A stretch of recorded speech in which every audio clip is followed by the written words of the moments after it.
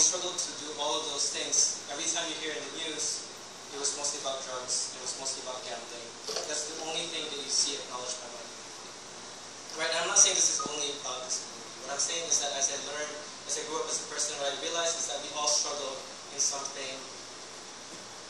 We're all linked in some form of oppression. And I think that we need to recognize that. We recognize oppression, but we recognize that in each of us, there's a strong person. There's a strong community that we can build.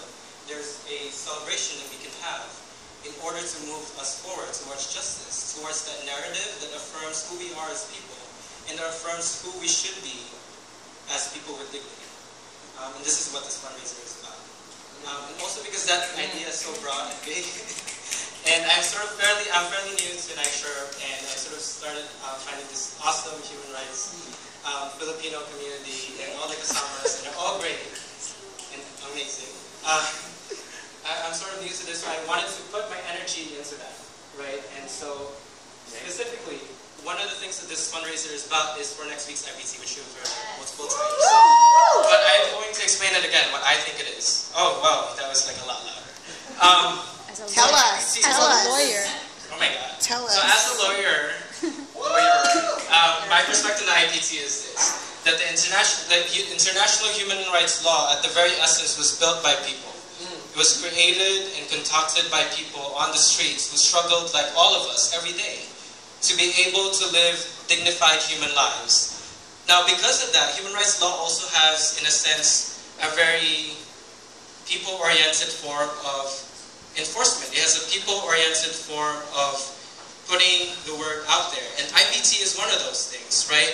So I've been trying to tell to my friends here, if you guys know what a Truth and Reconciliation Commission is, you probably, I don't know. No. If you guys know what that is, in South Africa, when apartheid ended, they wanted to find a way to be able to keep accountable the people who had oppressed all the people of color, as in the black people, in the past, but not in a way that was criminalizing or villainizing those people.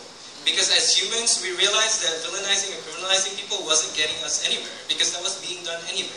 And so IPT, Truth and Reconciliation Commissions, they all have one goal, that is to affirm the narrative of people who struggle for justice, and to affirm a narrative that moves us forward as people who will be dignified because we are people.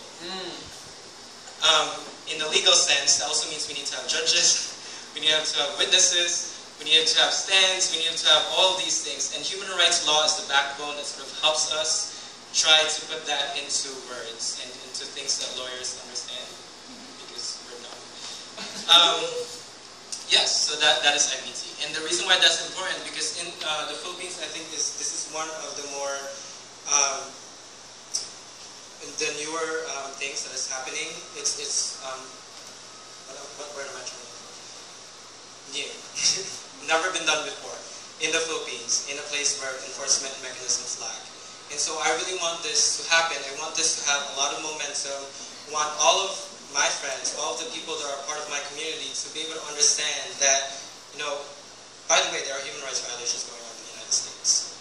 I'm not saying that. What we're saying is that when there are violations, when there are abuse by the government, when there is a justice narrative that needs to be put out there, it is our duty as part of this community to put it out there.